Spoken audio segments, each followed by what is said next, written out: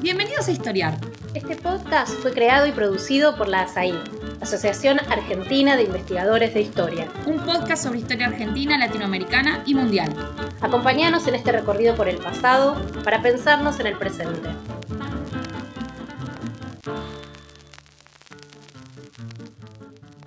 Bueno, bienvenidos a un nuevo episodio de Historiar. En el episodio de hoy vamos a conversar sobre un tema grande e importante de la historia argentina, que es cómo fue el proceso de organización del Estado Nacional, cómo se construyó la Argentina, qué lugar tuvieron las provincias del interior, qué lugar tuvo Buenos Aires, qué lugar tuvo el Estado Central. Y todo este debate lo vamos a dar a partir de un nuevo libro que salió por Prohistoria y Ediciones, titulado Los 13 ranchos, las provincias, Buenos Aires y la formación del Estado de la Nación Argentina, 1840-1880, y cuyo autor, Eduardo Míguez, tenemos el placer de entrevistar hoy. Hola Eduardo, ¿cómo andás? ¿Qué tal? ¿Cómo estás, Camila? Te agradezco mucho por venir hoy a Historiar. Antes de arrancar me gustaría presentar a Eduardo. Eduardo es doctor en Historia por la Universidad de Oxford, enseñó en universidades argentinas, extranjeras. Su último cargo fue el de profesor titular de la Historia Argentina en la Universidad del Centro de la Provincia de Buenos Aires y la de Mar del Plata, y hoy es miembro de la Academia Nacional de la Historia.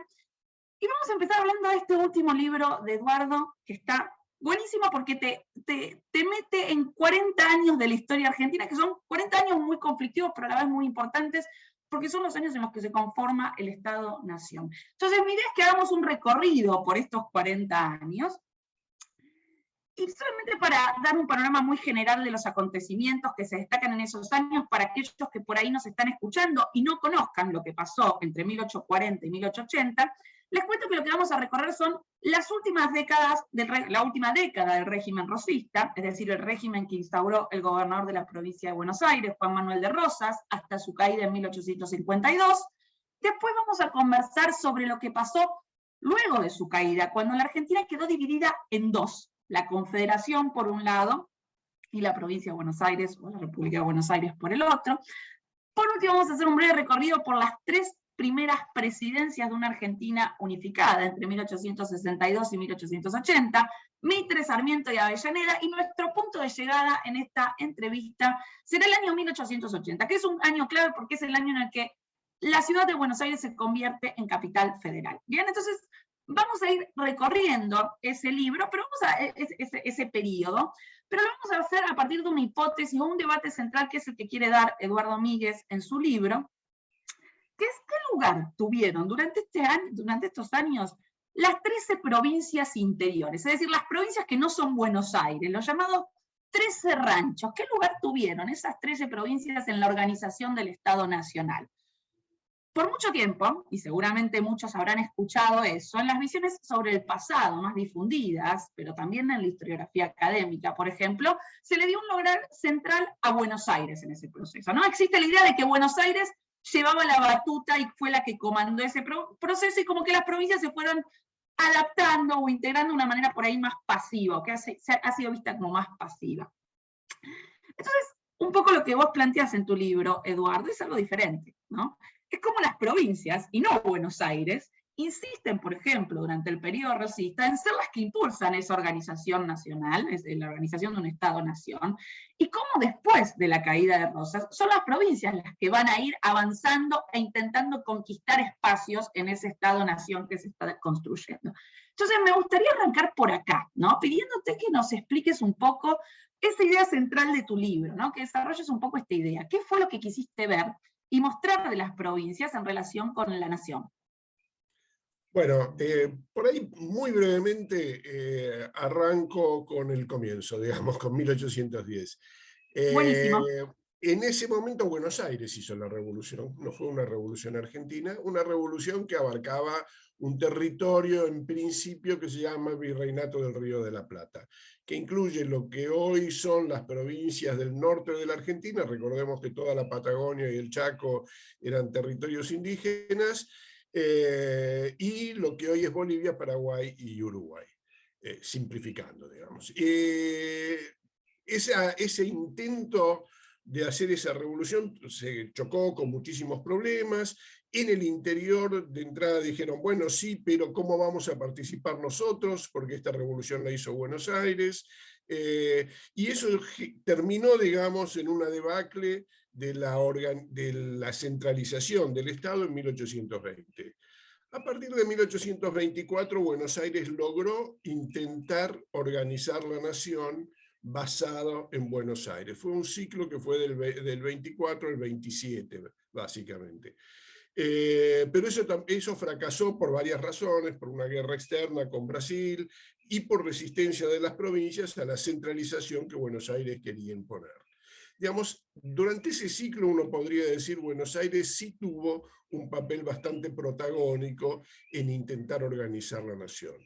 Pero un poco sobre esa experiencia y la resistencia que había habido en las provincias interiores a esa organización desde Buenos Aires, Rosas dijo, para que una vez que llegó al poder, digamos, en el 29 y luego en el 33, dijo, ¿para qué vamos a intentar imponer el predominio de Buenos Aires si de todas maneras Buenos Aires es el puerto, tiene las rentas de aduana, que eran la fuente de ingreso más importantes, y por lo tanto no nos hace falta organizar una nación. Es más, con el tiempo Buenos Aires fue imponiendo su predominio político sobre el resto de las provincias. O sea que Buenos Aires había logrado no organizar una nación, porque no era una nación, era apenas una confederación, pero centralizada con el poder en Buenos Aires, y por lo tanto no había ningún motivo para darle forma institucional que hubiera puesto en discusión ese predominio que de hecho Buenos Aires tenía. Por supuesto que las provincias no estaban de acuerdo, y la primer gran resistencia, bueno, Corrientes fue la que siempre se resistió, sobre todo por el tema de la aduana, porque Buenos Aires, al concentrar las rentas de aduana, le prohibía a las provincias del litoral comerciar directamente con el exterior y que tuvieran sus propias aduanas exteriores.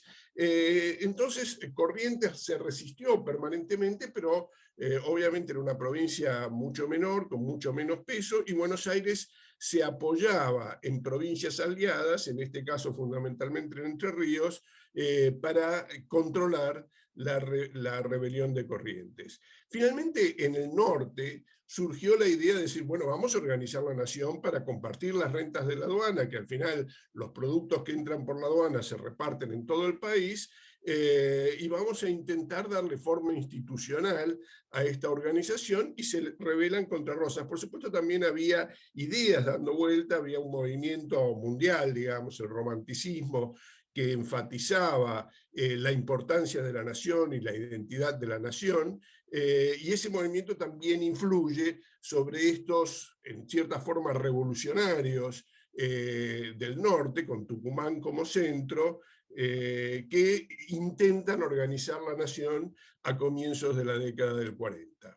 Rosas, por supuesto, se opone y lo llama unitarios, cosa que es muy paradójica, porque realmente la centralización la estaba haciendo Buenos Aires, y lo que esta gente quería era precisamente crear una nación para evitar que Buenos Aires mantuviera esos privilegios, digamos, que venía teniendo hasta ese momento. Bueno, y eso, digamos, dio lugar a un movimiento que logró concitar bastante apoyo, que se expandió militarmente por otras provincias, hasta que finalmente Rosas aprovechó a sus aliados del litoral y los conflictos que había entre, digamos, distintas facciones en el litoral, particularmente en la banda oriental, porque hay que pensar en esto también, que hasta 1860-70 la política en lo que hoy llamamos Uruguay y la Argentina estaba muy vinculada entre sí. Entonces Rosas, aprovechando esto, envía un poderoso ejército comandado por un general uruguayo, Oribe, que reprime y derrota este movimiento. Algunas provincias, intuyendo, digamos, que era muy peligroso rebelarse contra Buenos Aires, como Santiago del Estero, finalmente terminan apoyando a Buenos Aires, y Rosas logra imponer su poder. Y con eso lo que evita durante toda la década del 40 es que surjan nuevos movimientos que intenten organizar la nación. Sus enemigos se tienen que ir al exilio, enemigos de Buenos Aires, pero también enemigos del interior, muchos de los cuales habían participado en este movimiento del 40-41 y finalmente terminan en Bolivia o Chile, fundamentalmente, exilados por la represión muy fuerte que Rosas había hecho sobre este movimiento. Ahí planteás algo interesante vos en tu libro, ¿no? Porque habitualmente cuando pensamos en este periodo que estás describiendo, ¿no? Que va desde la década del 20 más o menos hasta la caída de Rosas, solemos pensar justamente en que se trata de una guerra civil entre unitarios y federales, ¿no? Se suele hablar de guerra civil entre unitarios y federales. Y vos lo que estás diciendo en tu libro, bueno, esta no es la mejor manera de describir eso, ¿no? ¿Por qué dirías que, y está relacionado, ¿no?, con lo que venías diciendo, ¿por qué dirías que no es la mejor manera la de pensar entre unitarios y federales para describir los conflictos de este periodo? Bueno, porque en realidad la doctrina, a ver, en la década del 20 había algunos que eran efectivamente unitarios, tomaban un modelo de organización política que era el que Napoleón había adoptado para Francia durante el periodo de su imperio, y querían un poder centralizado. Mientras que los federales habían, digamos, distintas variantes dentro del federalismo. Algunos pensaban en realidad en una confederación, yo creo que era, digamos, la forma que tenían en mente tácitamente la mayoría de quienes se llamaban federales, o sea, un conjunto de estados cuasi autónomos que por algún pacto, por algún acuerdo, combinan en alguna forma de organización política. Esto es lo que hicieron, por ejemplo, los estados norteamericanos en la primera etapa de la revolución después de la liberación de Inglaterra. Y finalmente adoptaron la Constitución Federal, inventaron el sistema federal, que es una combinación de un sistema de autonomía de los estados y descentralización. Una soberanía dividida, digamos, es el término que suelen utilizar los historiadores. O sea, parte de la capacidad de decisión está en las provincias y parte de la capacidad de decisión está en el Estado central. Pocos tenían en claro esto, algunos sí, como Dorrego, Manuel Moreno, básicamente porque habían mirado y conocían de cerca el caso norteamericano. Entonces, por un lado estaba esta discusión entre dos formas de organización política. Pero cuando Rosas accede al poder, inmediatamente descubre que esa confrontación que había generado muchas resistencias en el interior podía ser utilizada como base de un fraccionamiento político, de una oposición política que le permitía identificar a quienes estaban con él, que eran los federales y que eran buenos, y todos los demás, no importa qué es lo que pensaran, que eran sus enemigos y que él llamaba unitarios. Por eso él califica de unitarios a estos personajes del interior que van a promover la organización nacional, lo cual, como digo, es bastante contradictorio. Ahora, muy rápidamente en la década del 30, muchos de los que habían sido unitarios y otros sectores nuevos, jóvenes, que se van incorporando a la vida intelectual y política del país, empiezan a darse cuenta que para América el sistema federal que había adoptado Estados Unidos era la mejor forma de organización política. Así que muchos de los que Rosas llama unitarios son en realidad federales, y federales mucho más doctrinarios que Rosas, porque toman esta doctrina federal de los ejemplos que ellos conocían, básicamente del ejemplo norteamericano y de la literatura que se había escrito sobre ese caso. Entonces, lo primero que uno tendría que decir es esa denominación está ocultando unas formas políticas distintas que no se condicen con esas formas de organización política. La otra cosa es que en el interior hay un gran resentimiento frente a Buenos Aires y su vocación hegemónica. Eso creo que es una constante de nuestro país y que tiene que ver con el gran desequilibrio, en principio gran desequilibrio económico, que incluso tiene razones geográficas. Digamos, nuestro país tiene una particularidad, y es que las zonas más ricas desde el punto de vista productivo y las que nos han permitido en algún momento llegar a ser una nación rica, que son las zonas, digamos, pampeanas, que tienen buena precipitación, que tienen buenas tierras y mucha capacidad productiva, y que es eso lo que nos ha permitido crecer y lo que era valioso en el siglo XIX, están muy cerca del Atlántico, digamos, ¿no? Muy cerca de los puertos de salida.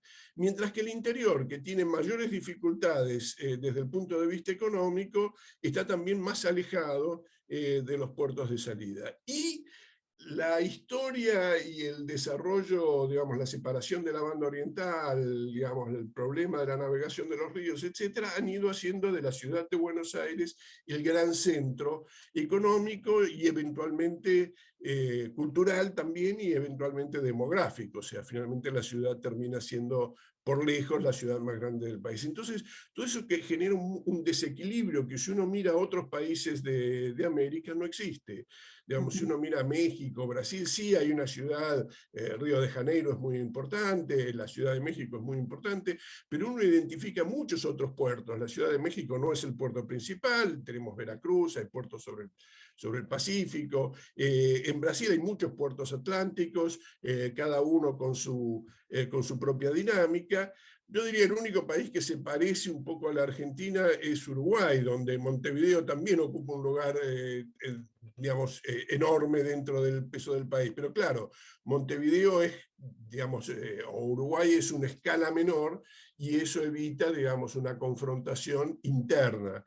Entonces yo creo que este es un factor determinante, y uno puede decir, bueno, esas confrontaciones eran realmente confrontaciones entre dos ideas políticas distintas de organización del país, que ya para la década del 30 se van diluyendo, o era la confrontación entre Buenos Aires y las provincias del interior sobre el problema de la hegemonía y qué lugar iba a ocupar cada una en el proceso de organización nacional. No son solamente estas dos contradicciones, también hay luchas políticas, hay diferencias de ideas, y entonces me parece que hablar de unitarios y federales es simplificar excesivamente el problema. Oculta la variedad de conflictos que están detrás de esas conflictivas, perdón la redundancia, décadas que se dan en ese periodo.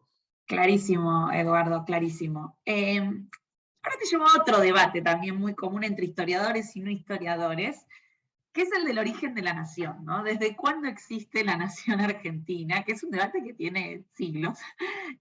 Y podría especificar un poco más la pregunta, ¿no? Porque podríamos diferenciar, por un lado, la identidad nacional, desde cuándo existe la identidad argentina, y por otro lado, al Estado-nación, ¿no? Desde cuándo existe la idea de la Argentina y desde cuándo existe la organización institucional argentina. Entonces, vos en tu libro retomás este debate, te posicionás en él, y me gustaría que nos cuentes, desde tu perspectiva, ¿desde cuándo podemos hablar, por ejemplo, de una identidad nacional o de una idea de la Argentina? Y cómo se entronca esa idea de la Argentina o esa identidad nacional con el origen del Estado-Nación, ¿no? de la Argentina como organización institucional. Sí, bueno, realmente es un debate muy complejo, porque cuando decimos la identidad nacional, ¿de quiénes estamos hablando? Quiero decir, ¿estamos hablando del conjunto de la población o estamos hablando de los sectores dirigentes? Claramente la penetración de la identidad, el hecho de que uno le pregunta a alguien en la calle, ¿usted qué es? Y él te contesta inmediatamente, soy argentino. Eso que tenemos incorporado es algo que se va desarrollando con el tiempo, y la verdad es que todavía nuestra historiografía sobre la mayoría de la población no está en condiciones, creo yo, de responder esa pregunta. O sea, lo podemos responder para las élites, pero si uno se pregunta qué hubiera contestado a alguien en La Rioja o en Catamarca en 1860, si uno le preguntaba a usted qué es, lo más probable es catamarqueño o riojano. Vaya a saber qué otra cosa nos podría haber contestado, pero no es evidente que nos hubiera contestado argentino, como si lo hace, digamos, una persona hoy en día. Digamos. Si miramos a las dirigencias, entonces, a ver, está claro que en 1810 el término Argentina no existía. Se había usado la palabra alguna vez porque el Río de la Plata, Argentina, digamos, tenía una cierta lógica, pero no existía la idea de una nación argentina, y mucho menos con el territorio actual de la nación. Piensen ustedes lo que decía hoy, se pensaba en ese virreinato mucho más grande, en el mejor de los casos, o si no, América Latina, América del Sur, toda América hispana, etc. En la década de 1820, después de esa disolución del gobierno central en 1820 y de ese intento de organización, ya los territorios estaban más claramente definidos. No exactamente definidos, porque había provincias que hoy forman parte de Bolivia, que pertenecían, digamos, a esos territorios. La banda oriental todavía pretendía formar parte de ese conjunto, o sea, lo que hoy es Uruguay, pero ya más o menos iban definiendo los territorios. Y si uno mira después, digamos, luego de la disolución, las provincias que se fueron consolidando y que terminaron siendo 13, hasta que finalmente Jujuy se independiza de Salta y terminan siendo 14, esas provincias ya se articulan a través de un tratado en 1831, el Pacto Federal, y cuando uno mira la documentación de la época, ya es natural hablar de la República Argentina. Los documentos, el Pacto Federal habla de la República Argentina y, digamos, en la documentación de la época ya está hablando de la República Argentina. Así que yo diría que para las élites, la idea de que estamos destinados a formar una nación que se va a llamar República Argentina empieza a ser bastante clara entre la década del 20 y la década del 30. Y con el movimiento romántico, que como les decía hoy es un movimiento nacionalista, esta idea ya toma cuerpo en el intento de construir una identidad fuerte, porque empiezan a hablar de la creación de una literatura argentina, una tradición argentina, etc. O sea, rápidamente quieren transformar esa idea de un proyecto de nación en una identidad que abarque al conjunto. Ahora, todo eso es un proyecto que tampoco estaba necesariamente destinado a tener éxito. Una de las cosas que yo digo en el libro es que en la década del 50, en ese periodo que vos señalabas, en que Buenos Aires se separa de la nación, en ese periodo podríamos haber seguido un camino distinto y Buenos Aires podría haber terminado formando una nación separada. Piensen ustedes que todo lo que hoy es la Pampa y la Patagonia podrían haber sido parte del territorio de Buenos Aires, que naturalmente lo consideraba parte de su territorio.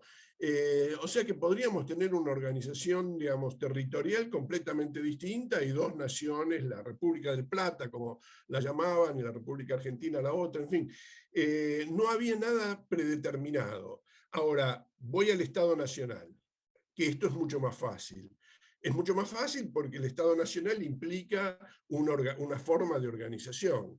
A partir de 1831 tenemos ese pacto federal que aúna un conjunto de provincias en una confederación que le dan un carácter, pues son reconocidas en el ámbito internacional como una nación independiente, pero que no tienen la forma de una organización nacional. No hay instituciones nacionales. Digamos, lo que hay es un gobernador de una provincia que se encarga de las relaciones externas y nada más.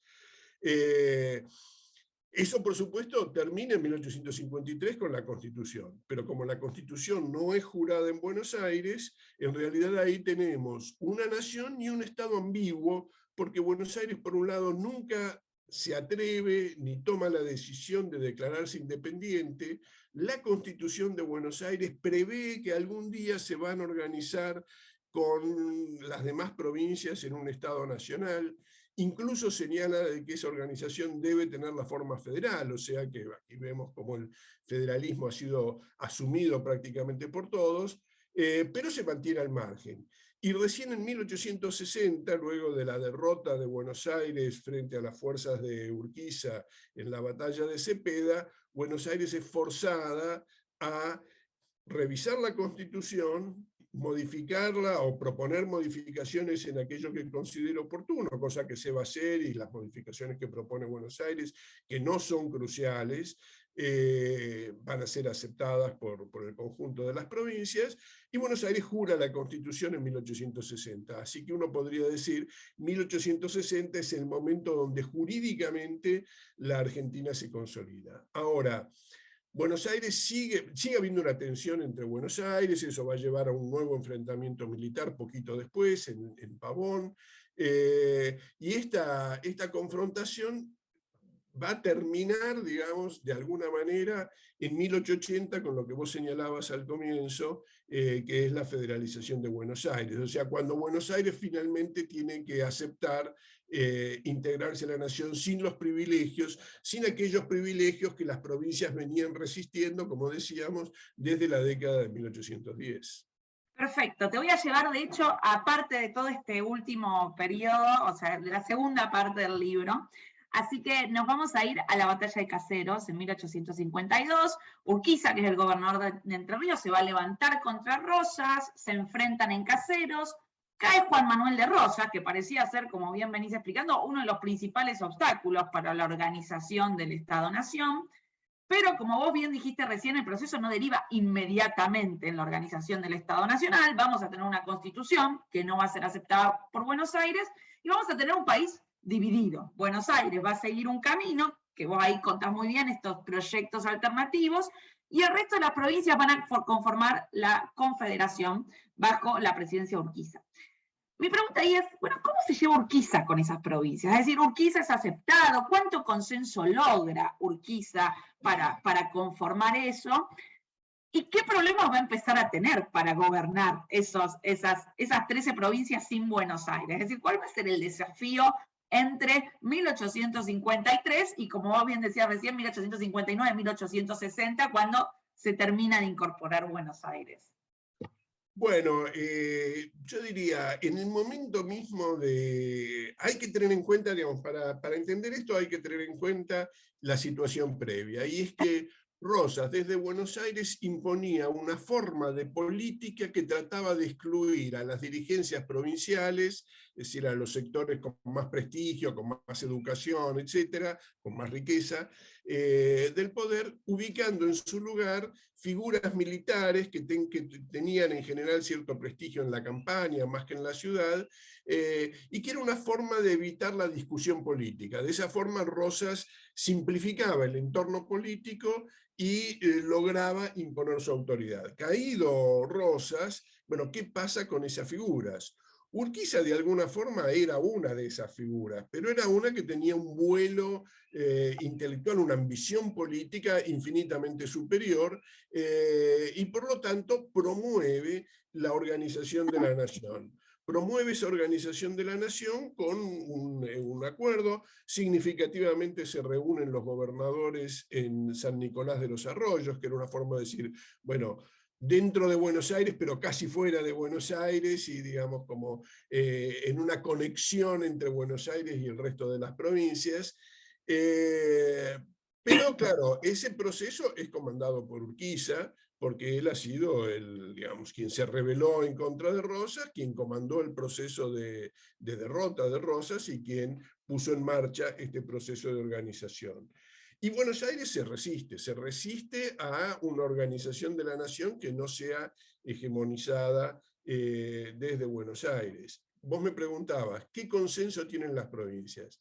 Al principio, la reacción de las dirigencias urbanas, que ya durante el periodo de Rosas venían actuando en casi todas las provincias, pero a la sombra, digamos, de estos líderes rurales que llamamos caudillos, que estaban en los gobiernos de la mayor parte de las provincias. La caída de Rosas, que era en el fondo lo que ellos temían y la razón por la cual aceptaban a estos caudillos, dice, bueno, ahora nos sacamos los caudillos de encima. Y eso va a generar conflictos con Urquiza, porque Urquiza dice, bueno, ¿voy a aceptar o no voy a aceptar? Urquiza lo que quería era paz y tranquilidad en las provincias. Esto obviamente alteraba la paz y la tranquilidad, pero no era fácil resolverlo, porque para resolverlo tenía que ponerse o del lado de los caudillos o del lado de las dirigencias urbanas, y eso le generaba dudas. En el año 53-54 entonces va a haber algunas resistencias en varias provincias derivadas de esta dualidad. Finalmente Urquiza, salvo en un caso, San Juan, que le va a traer muchísimos dolores de cabeza porque creo que ahí tomó una decisión equivocada, Salvo en San Juan, en todas las demás provincias, finalmente Urquiza termina aceptando que sean las dirigencias urbanas las que controlen. Y curiosamente, en ese momento, todas las dirigencias urbanas aceptan el liderazgo de Urquiza. Así que yo diría que cuando Urquiza asume la presidencia en el 54, tiene un enorme consenso en todo el interior. Ahora, ahí tiene que organizar un Estado nacional. Y hay un problema básico, que es la confrontación con Buenos Aires, porque eso le exige derivar muchísimos recursos a un estado latente de guerra, latente o explícito de guerra en la frontera con Buenos Aires. Por otro lado, bueno, hoy hablábamos de además no tiene, ¿no? Porque ¿con qué recursos contaba? Bueno, justamente a eso iba. Hablábamos de las aduanas y del hecho de que Buenos Aires monopolizaba las aduanas. Obviamente, una vez que lo derrotaron a Rosas, sus enemigos que vuelven del exilio dicen, no, nosotros no vamos a imponer el monopolio de la aduana de Buenos Aires, así que pueden las provincias litorales, las provincias que, digamos, todas las provincias que tengan límite con otros estados, pueden establecer sus propias aduanas, que finalmente van a terminar siendo aduanas nacionales, digamos, ¿no? Y que son controladas por el nuevo gobierno de la Confederación que se establece en Paraná. Ahora, lo cierto es que Buenos Aires, como dijimos, era mucho más rica y se había hecho mucho más rica en la década del 40, con un gran crecimiento de la ganadería, se había evolucionado de una ganadería simplemente de ganado criollo a la exportación de lanas, que implicó, digamos, una enorme expansión y que básicamente se daba en la provincia de Buenos Aires. Con lo cual, aunque Santa Fe, Entre Ríos, Gualeguaychú y las provincias andinas que tenían aduanas con Bolivia y con Chile, recaudaban para el gobierno de la Confederación, todavía el 60% de lo que se comerciaba pagaba impuestos en la aduana de Buenos Aires, simplemente porque se importaba para la provincia de Buenos Aires, que era la provincia más rica y que, digamos, aproximadamente tenía el 60% de la economía del país en ese momento. Entonces, los recursos de la Confederación no eran tan pocos, pero eran mucho menos, o sea, una relación de 40% de lo que era Buenos Aires. Y además tenía que dedicar un montón de recursos al tema de la potencial guerra con Buenos Aires. Con lo cual, los proyectos que emergían del Estado Nacional urquicista siempre encontraban una enorme falta de recursos y, digamos, y las dificultades para modificar un estado, digamos, de situación que había sido confederal y que además, a ver, pongo un ejemplo. Buenos Aires había creado en la década del 20 una moneda que circulaba, una moneda fiduciaria que circulaba, digamos, adentro de la provincia. En el resto de las provincias circulaban monedas metálicas, o sea, simplemente oro y plata como medio de pago. Oro y plata que generalmente estaban acuñados fuera de la Argentina. Algunas provincias acuñaban un poquito, pero la mayor parte del oro y plata que circulaba era moneda boliviana mayormente y chilena. Urquiza el gobierno de Urquiza intenta crear una moneda fiduciaria, pero eso no genera confianza en las provincias. El comercio seguía vinculado a la moneda metálica o en todo caso al papel moneda de Buenos Aires, que ellos sabían que en última instancia en Buenos Aires lo podían utilizar, y eso a Urquiza le hace muy difícil consolidar su proyecto de nación. Intenta crear un ferrocarril de Rosario a Córdoba, que era como unir el interior con el litoral, pero no consigue los recursos para hacerlo. Intenta crear un ejército nacional con comandancias en las provincias, pero tampoco tiene los recursos para pagar a las tropas, y por lo tanto las provincias siguen teniendo que hacerse cargo de su propia estructura militar. Todo esto hace que se genere en las provincias, como decía, un gran consenso en el 54 que se va deteriorando por todas estas dificultades para poner en marcha el Estado Nacional, además de los conflictos políticos que naturalmente surgen, ¿no? Por otro lado, Urquiza tenía urgencia por resolver el problema de Buenos Aires, porque como decíamos hoy, desde la década del 20 ya existía esta idea de una nación de 14 provincias, y por lo tanto se veía la necesidad de integrar a Buenos Aires a ese proyecto del interior. Y bueno, esto finalmente va a eclosionar en la batalla de Cepeda, donde Urquiza, luego de intentar por distintos medios diplomáticos convencer a Buenos Aires de que se sume a la nación y encontrarse con la resistencia de Buenos Aires, va a adoptar el mecanismo militar, va a tener éxito en la batalla con Buenos Aires, y bueno, como decíamos recién, Buenos Aires le va a darle incluso la oportunidad de revisar la Constitución, porque lo que Urquiza tiene claro es que no se trata de imponer a Buenos Aires, sino de convencer a Buenos Aires, aún después de derrotado, de que se incorpore a la nación, y por eso le da la oportunidad de la reforma constitucional que Buenos Aires toma, y que, digamos, en ese momento parecía que la nación estaba por empezar a funcionar adecuadamente. ¿Y qué pasa después? Porque después tenemos Pavón. Es difícil entender, ¿no? Ese paso de la batalla de Cepeda a Pavón y qué pasó ahí. ¿Cómo termina esta incorporación de Buenos Aires? ¿Por qué se da a Pavón? Y finalmente, ¿cómo se incorpora a Buenos Aires? Bueno, la verdad que es muy interesante y en el fondo, digamos, es un poco la síntesis de todo lo que vengo contando, ¿no? ¿En qué sentido? Eh, Claramente aparecen dos ideas dentro de todo el territorio, diría sobre todo el del interior, de las provincias, de esos 13 ranchos, digamos, a los que estábamos haciendo referencia. Unos que dicen, bueno, ganamos en Cepeda, Buenos Aires tiene que someterse al poder de la nación, digamos, hay que organizar la nación. Por supuesto, estos cuentan también con el apoyo de todavía lo que quedaba del viejo rosismo, de esos caudillos provinciales de los que hablaba, que odiaban, digamos, a Buenos Aires y a esta pretensión, digamos, de Buenos Aires de controlar el territorio. Y por otro lado están aquellos que dicen, bueno, no, ya lo probamos, esto fracasó, tenemos que ver cómo llegamos a un acuerdo con Buenos Aires. Y Buenos Aires ahora, como parte de la Confederación, encuentra menos resistencias para su política de, llamaría de seducción, de sectores de la élite, y muchas provincias encuentra apoyo en sectores de las dirigencias, de las dirigencias provinciales, que terminan apoyando a Buenos Aires. Córdoba se vuelca a favor de Buenos Aires, en Cuyo hay sectores muy importantes, las provincias del norte casi todas se vuelcan a favor de Buenos Aires, no en una confrontación con la Confederación, pero decir, bueno, vamos a negociar con Buenos Aires, vamos a apoyarla, etc. Todo esto podía traducirse en que en el Congreso los sectores aliados a Buenos Aires tuvieran mayoría. Y posiblemente así hubiera sido si los diputados de Buenos Aires se hubieran incorporado al Congreso.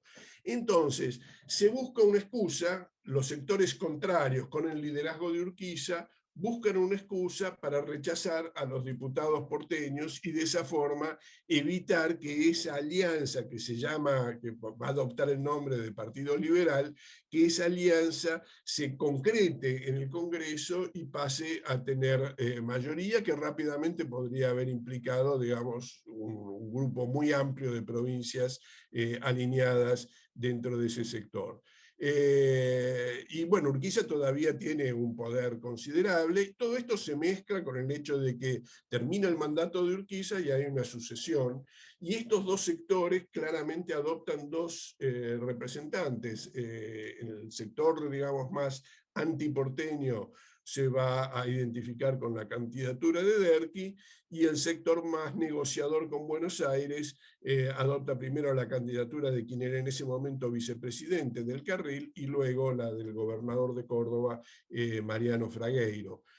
Porque del Carril renuncia a raíz de conflictos precisamente en San Juan, que era su provincia natal, a los que habíamos hecho referencia. A ver, Derqui, posiblemente con un tácito apoyo de Urquiza, Derqui era ministro del Interior, interviene en 2 o 3 provincias que terminan resultando claves para imponer su candidatura presidencial, haciendo algo que después se haría bastante habitual, ¿no? Que es utilizar las intervenciones federales para transformar, digamos, el panorama político. Ahora, lo interesante es que una vez que triunfa, Derqui lo primero que hace, digamos, su primer giro es negociar con Buenos Aires. Mitre había, digamos, sido electo gobernador de Buenos Aires, empieza a negociar con Mitre y durante 7 o 8 meses termina siendo la misma política a la cual él se había puesto, digamos, ¿no? De un gobierno nacional aliado a Buenos Aires. Pero bueno, en algún momento se da cuenta que eso va a generar un gran conflicto con Urquiza.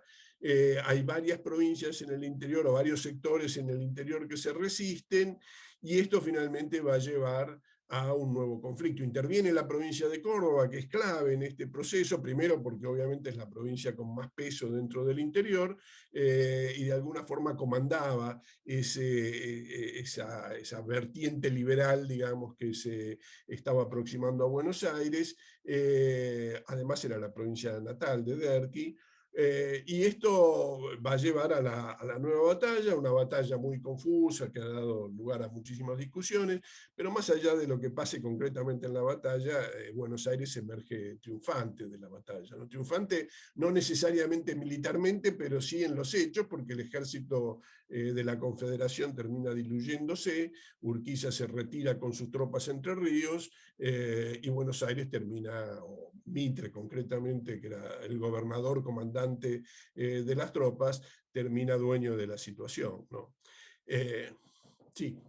Buenísimo. Y yo ahí te quería preguntar, ¿no? Porque habitualmente solemos pensar, ok, a partir de 1862, entonces lo que tenemos es una suerte de hegemonía porteña. Buenos Aires se termina, o lo que se suele, las visiones más tradicionales que pueden llegar a circular, ¿no? Una suerte de hegemonía porteña, y aparte también se suele pensar ese periodo de 1862-1880 como un bloque homogéneo, ¿no? Como si Mitre, Sarmiento y Avellaneda fueran prácticamente la misma persona que hace una suerte de presidencia continuista única. Y bueno, vos un poco venís a cuestionar estas dos ideas, ¿no? Bueno, ¿cuál sería tu visión de este periodo de 1862 a 1880 y del lugar que tuvieron las provincias frente a Buenos Aires? Digo, esa tensión no se termina de resolver en 1862-1880. Bueno, ahí ¿qué pasa con esa tensión y cómo se va a ir desarrollando? ¿Cómo evoluciona? Bueno, yo diría, lo primero es que Mitre va a ser, probablemente en toda la historia argentina, pero por lo menos seguro en la historia de este periodo, el presidente más ortodoxamente federal desde el punto de vista doctrinario, digamos, ¿no?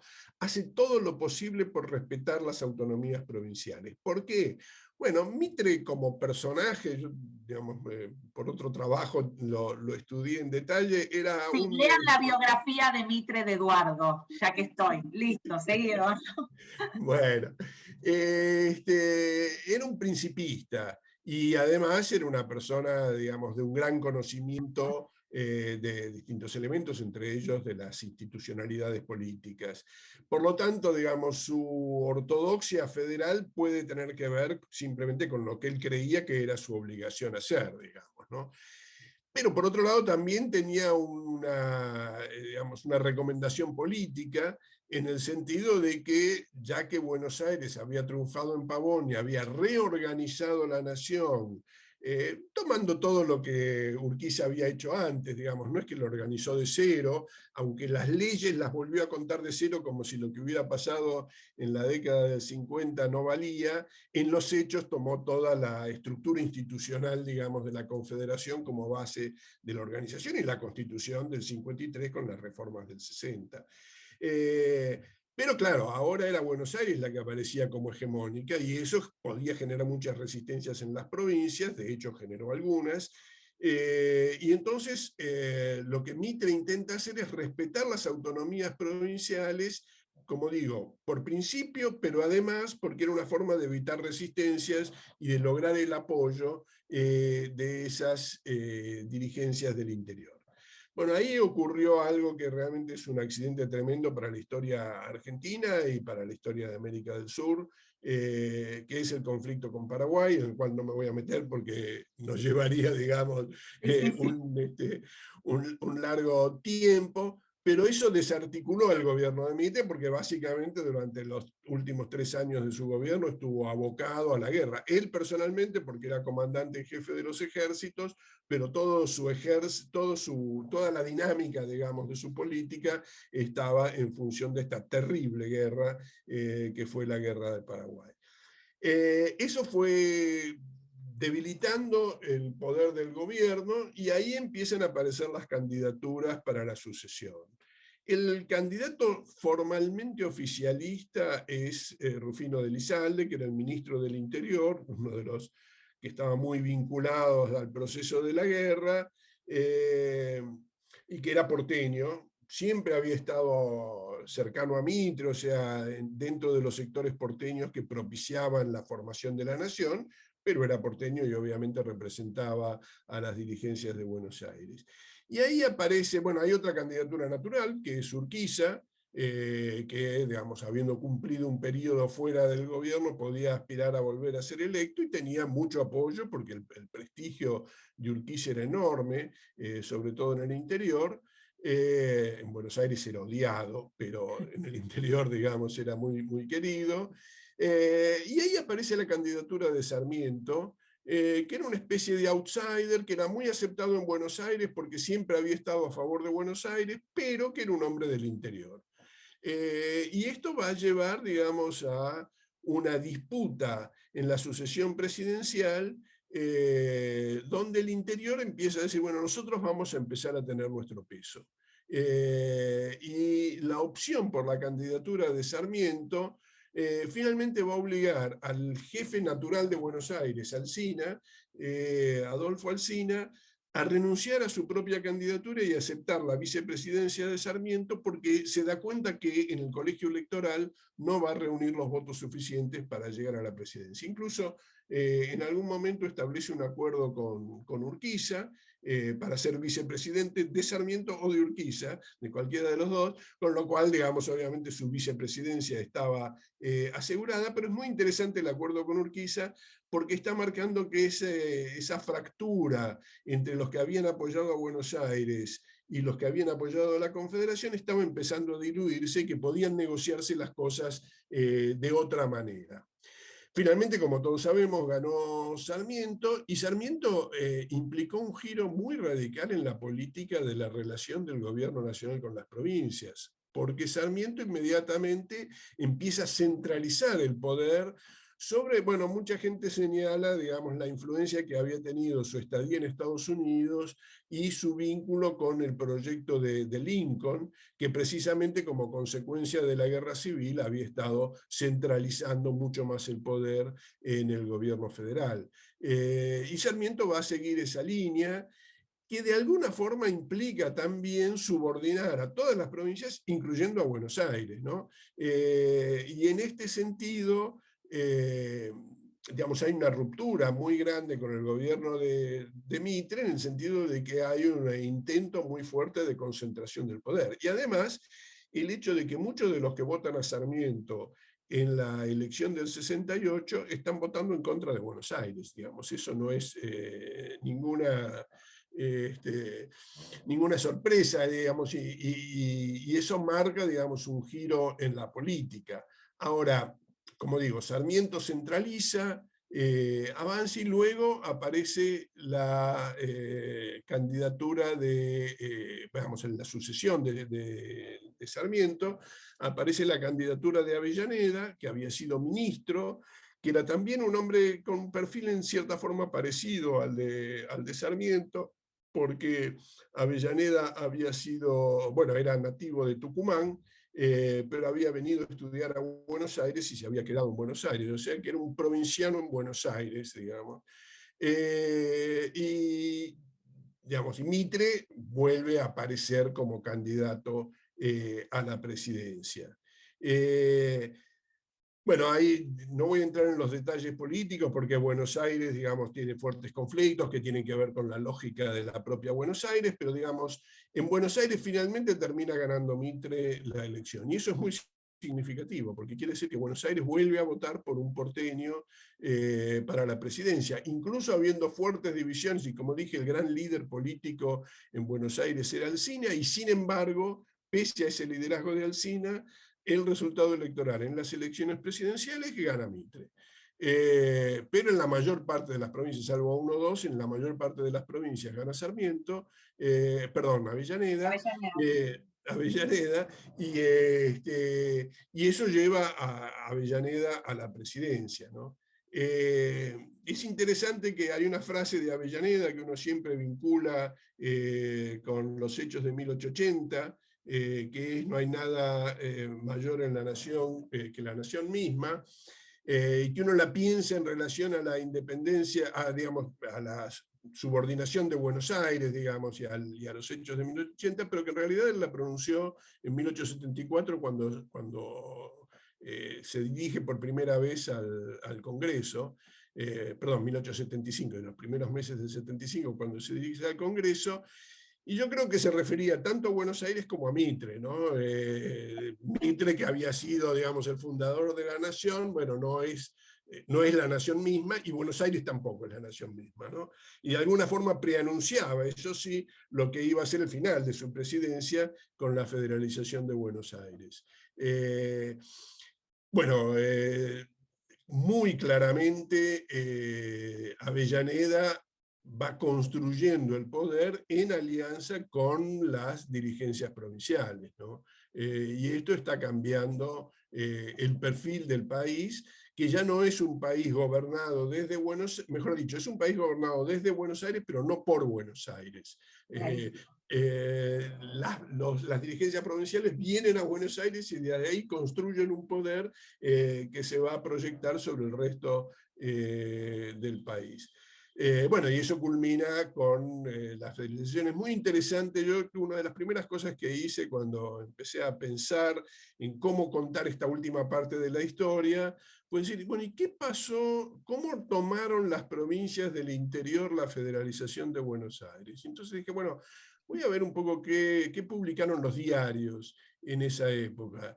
Y bueno, finalmente le pedí a un colaborador que me relevara toda la información de los diarios de Córdoba, y la verdad que cuando empecé a ver el material quedé fascinado, porque era más de lo que yo hubiera podido pedir, ¿no? Había un diario que decía muy claramente: ¿quién hubiera pensado que la obra que inició Sarmiento y que terminó Avellaneda, de poner a los porteños en caja, finalmente se ha logrado, ¿no? O sea, te armaban la periodización. Los diarios del interior te decían: che, la periodización no es de Mitre hasta Avellaneda, sino miremos qué pasa con Sarmiento Avellaneda, ¿no? Exactamente, sí, sí. Lo tenían, o sea, como los contemporáneos, por lo menos algunos, lo tenían muy en claro de cómo había sido este proceso.